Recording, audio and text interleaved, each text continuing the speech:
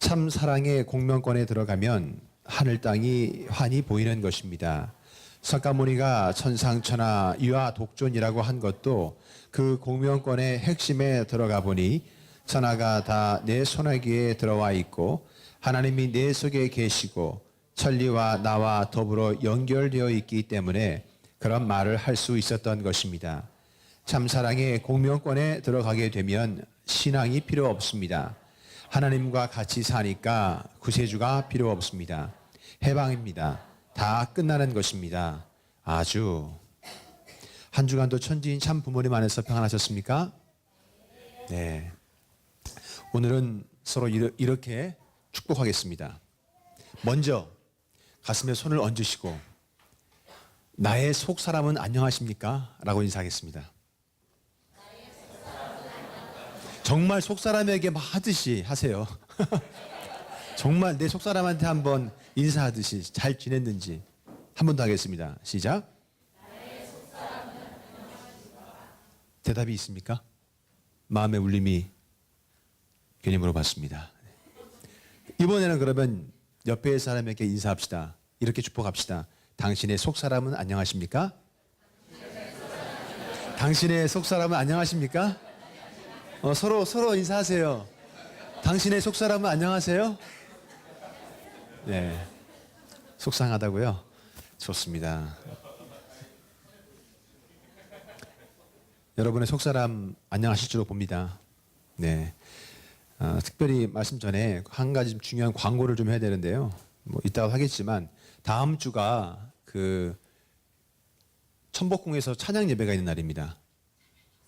예, 그래서 찬양 예배라고 하니까 이런 반응이 나와요. 찬양 예배가 아니다. 찬양 역사다. 그래서 지난주에도 저희가 이제 찬양 예배를 한다고 알고 이렇게 광고를 냈더니 그 어떤 분이 와, 그럼 이번에 청년대학부에서 찬양 예배를 하는 건가요? 예, 그래서 찬양 예배를 하는 건가요? 라고 물어보시더라고요. 그게 아니라 그 청평 찬양 역사를 다음 주에는 그 대성전에서 같이 모여서 합니다. 그러니까 그 2시 예배는 그 10시 반 예배로 가는 거죠. 예배가 없는 게 아닙니다. 뭐 속을 아싸 뭐 이렇게 하지 마시고요. 예배가 언제 있다고요? 그렇죠. 10시 반에 어디서? 여기 아닙니다. 10시 반에 왔는데 여기 아무도 없다고 가시면 안 돼요. 대성전에서 찬양 역사 예배로 진행이 됩니다. 한 번도 빠짐없이 그 찬양 역사에 참여하셔서요. 여러분의 그 마음에 있는 무거운 짐들을 다 털고 또 새로운 마음으로 한 주간을 또 한 달을 시작했으면 좋겠습니다. 오늘은 공명권을 이룬 삶이라는 제목의 말씀으로 축복을 나누고자 합니다. 2011년이죠. 7월 5일 강변역 앞에 위치한 39층 테크노마트 다 아십니까? 네. 여기에서 지진 소동이 일어났잖아요. 그거 아세요? 지진 소동이 일어났는데 10분 정도 건물이 상하로 아주 심하게 움직여서 멀미를 할 정도로 그래서 뭐 사람들이 막 뛰쳐나오고 그런 일이 있었습니다. 사실은 저 건물은 제가 강변북로를 타고 출퇴근하면서 늘 보던 건물이고요. 제가 아마 대학생 때 아마 만들어진 건물인데 아주 오래됐어요. 그 12층에서 있는 헬스장이죠. 헬스장에서 그 당시에 태보라고 하는 그 뭐죠? 태권도 에어로빅인가요? 태보라고 하는 저 운동을 하는데 그때 이제 이렇게 발을 맞춰서 이렇게 뛴 것이 아마 이 그 진동의 원인이 되었다고 그 대한건축학회가 원인 규명을 했어요. 별거 아닌데 사실은 똑같은 똑같은 박자로 한 20여 명 되는 사람들이 거기서 뛰었다고 해가지고 이게 이제 그 공진이라고 그 진단을 냈는데 여러 사람이 한꺼번에 뛰면서 주파수가 이제 맞은 거, 진동추가 맞아서 이게 이제 건물이 이제 흔들리게 됐고 뭐 결국은 이제 뭐 해프닝으로 끝나서 큰 문제는 없는데 아마 그 사고 이후에 건물값이 엄청 떨어졌다는 얘기가 있어요. 뭐 한편으로는 어떤 분이 저 건물을 싸게 사기 위해서 뭐 저런 루머를 퍼뜨렸다라고 하는 뭐 그런 음모론도 있긴 한데 중요한 것은 그것이 아니라 이 공명 현상으로 인해서 공진이 그 증폭이 확대되면서 그런 지진 현상이 일어났다고 하는 것이죠. 공명 여러분도 아시죠? 공명이 일어나기 위해서는요 몇 가지 조건이 있습니다. 일단 외력이 있어야 돼요. 외부에서 어떤 자극이 있어서 진동이 발생해야 되고요. 그 진동이 공기라고 매개를 타고 가서 반대편에 있는 진동수와 같은 그 물체와 같은 어떤 진동수로 울리게 되는 그런 이제 공명이라고 하는 것이 성립이 되고요. 이 공명이 그 진폭이 더 그 강해져서 점점점 그 힘이 세지면 그 공진 현상이 난다고 합니다. 그런데 그 중요한 것은 이거예요. 외부의 자극도 있어야 되지만 결국은 그 진동수가 같지 않으면요. 아무리 한쪽에서 자극을 주고 진동을 발생시켜도 공명 현상이 일어나질 않습니다. 그러니까 어때요? 주파수가 그러니까 진동수가 같은 그 물체 사이에서 이 공명 현상이 일어난다는 거죠. 그런데 여러분 이 공명이라고 하는 것이요. 어떤 두 물체 사이에서만 일어나는 것은 아니에요. 우리 인간에게도 공명 작용이 있습니다. 원리강론에 보면요. 제1장 창조 원리 중에 영인체의 구성과 그 기능을 보게 되면요. 인간의 영인체와 육신이 공명한다는 내용이 있습니다. 같이 한번 혼독해 보겠습니다. 보이시죠? 네. 하나님을 중심하고 영인체와 육신이 완전히 수작용을 하여 합성 일체화함으로써 사위기대를 완성하면 그 영인체는 생명체가 되는데 이러한 영인체는 무형세계의 모든 사실을 그대로 느낄 수 있게 된다. 이처럼 영인체에 느껴지는 모든 영적인 사실들은 그대로 육신에 공명되어 생리적 현상으로 나타나기 때문에 인간은 모든 영적인 사실들을 육신의 오감으로 느껴서 알게 된다. 원리강론 67쪽에 나온 내용인데요. 어떻다고요? 영인체와 육신이 공명을 한다는 거예요. 그 생명체가 됐을 때죠, 대신. 생명체급 영인체가 됐을 때는 영인체와 육신이 공명을 해서 영인체가 느끼는 그 모든 영적인 오감을요, 마치 우리가 몸을 쓰고 있는 육신이 그대로 느낀다라는 거죠. 그러니까 이런 말씀 있지 않습니까? 지상 천국이고 천상 천국이다. 그런 말씀 들어보셨죠? 지상에서 천국 생활을 하다가 죽으면 어디로 간다고요? 천상 천국 가는 거잖아요. 이 말이 처음엔 좀 이해가 안 됐었어요. 그런데 지상에서 생명체급까지 우리 영인체가 성장을 하면 갑자기 되면 아기의 소리에 그냥 생명체급 영인체가 되면 영인체가 느끼는 것과 똑같이 우리 육신도 느낀다는 거죠. 그러면 영계에 있는 조상들과도 일물일담할 것이고요. 내 몇 대도 되는 조상들과도 마치 내 앞에 채를 쓰고 앉아있는 친구와 대화하듯이 그런 것들이 가능하다라는 거죠. 그러면 여기가 천국이고 여기가 지상인지 천상인지 구분이 될까 안 될까요? 안 되겠죠. 너무나 자연스럽게 영적인 교감이 마치 채를 쓰고 있는 어떤 상대와 교감하듯이 느껴지니까요. 그러니까 지상과 천상이 구분이 없고요. 지상에서 생명체급까지 완성시켜서 사유기대를 이룬 터 위에서 살다가 죽으면 어디로 가는 겁니까? 천상에 가긴 가는데 지상이나 천상이나 별반 다름이 있다 없다? 없다라는 거예요. 그러니까 실감나는 천주적인 삶을 사는 거죠. 지상과 영계를 오가면서 마음 놓고 살 수 있는.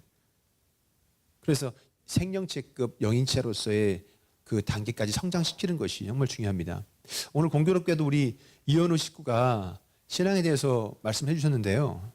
오늘 제가 준비한 말씀하고 많은 부분이 좀 공명됐어요. 네. 박수라도 쳐주시면 좋을 것 같아요.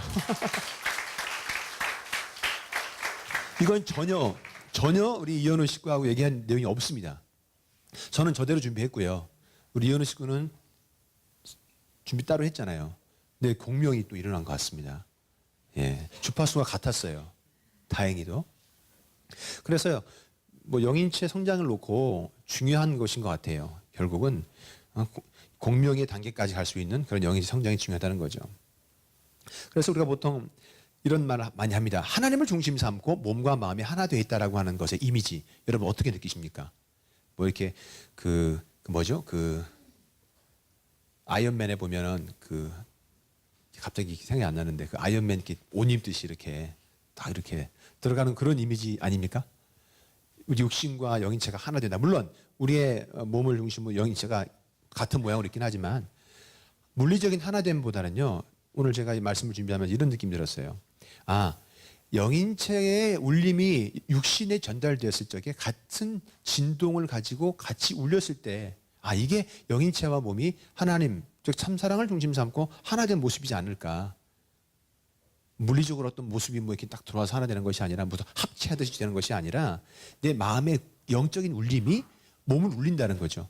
그러니까 영적으로 뭔가 울림이 있었을 적에 그것이 내 삶을 통해서 내 생활을 통해서 실천되고 실행되는 것을 볼 적에 아, 내 몸과 마음이 하나 돼 있구나라고 느낄 수 있다라는 거죠. 그게 이제 공명이 됐다라고 좀 봐집니다. 자, 금일 말씀 가운데 보면 참사랑의 공명권에 들어가면요. 하늘 땅이 환히 보인다라는 이 말이 나와요. 하늘 땅이 환히 보인다. 뭐 하늘이 보이고 땅이 보인다 이게 아니고요. 공명하는 그 생명체급 단계에 들어가면 영계와 지상이 구분이 없어지기 때문에 하늘은 영계를 말하는 것 같아요. 하늘과 땅을 다 보는 것이고요. 그 가운데 이 하나님을 모시는 생심 가운데 하나님을 모신다고 하잖아요. 그 가운데 하나님을 모시고 산다면 천리의 이치가요. 자기를 중심 삼고 다 연결되지 않을 수밖에 없는 거예요. 그러니까 부모님께서 말씀하시는 거예요. 참 사랑의 공명권에 들어가면 하늘 땅이 환히 보인다. 천주가 환히 보이는 것이고요. 그래서 영인체가 영적 감흥을 그대로 육신의 공명을 통해서 실감나게 느낄 수 있다는 겁니다. 하늘과 땅, 실체 세계 모든 것을 다 느낄 수 있다라고 보는 것이죠. 다시 말하면 하나님의 그 심정, 하나님의 그 심정이 인간의 그 생심 가운데 공명되죠. 그러면 그 생심은 육심에 공명을 시켜서요. 그 육심이 말 그대로 육신을 움직여서 하나님의 심정과 하나된 개성을 완성한 인간으로서 내 안에 누가 있는 거예요? 내 안에 너 있다 이런 말이 있는데요. 내 안에 하나님이 계시는 거죠. 그 영인체의 마음에 해당되는 분 어디요? 생심 가운데 하나님이 계시는 거예요. 그럼 그 하나님이 생심 가운데 거하시면서 우리 육심을 공명시키고 그러면 그 육심이 결국 육신을 공명시킬 수 있는 그런 단계에서 보면은 천리가 다 나와 연결되어 있는 거죠. 여러분 그 순서 아십니까? 뭐 개인에서 가정에서 사회, 국가, 세계, 천주까지 가면 다 어디예요? 마지막 단계는 어디죠? 하나님이잖아요. 8단계라고 표현을 하는데 근데 이거를 순서대로 볼 게 아니라요. 원으로 보면요. 결국은 제 시작은 어디십니까? 하나님이에요. 하나님부터 개인이 나왔고 개인에서 가정, 사회, 국가, 세계, 천주 다음에 하나님 돌게 되어 있는 거거든요. 이해되시죠? 그러니까 천리 이치가 통한다는 것은 그겁니다. 개인이 완성해서 결국 생명체급 영이체가 되면 한 바퀴 싹 도는 거예요. 사이클이 돌아서 하나님 내 마음 가운데 계시다라는 거죠. 다음 원리 강론 내용을 보면요. 또 이런 말씀이 있습니다. 이 부분도 같이 한번 훈독을 해보겠습니다. 자, 생심의 요구대로 육심이 호응하여 생심이 지향하는 목적을 따라 육신이 움직이게 되면 육신은 영인체로부터 생령 요소를 받아 선화되고 그에 따라 육신은 좋은 생력 요소를 영인체에 다시 돌려줄 수 있게 되어 영인체는 선을 위한 정상적인 성장을 하게 되는 것이다. 생심이 요구하는 것이 무엇인가 하는 것을 가르쳐 주는 것이 진리이다. 그러므로 인간이 진리로서 생심이 요구하는 것을 깨달아 그 실천함으로써 인간 책임 분담을 완수해야만 생명 요소와 생력 요소가 서로 선의 목적을 위한 수소작용을 하게 된다. 정말 중요한 말씀인데요. 누구의 요구대로라고 하십니까? 생심의 요구대로 육신이 호응을 해서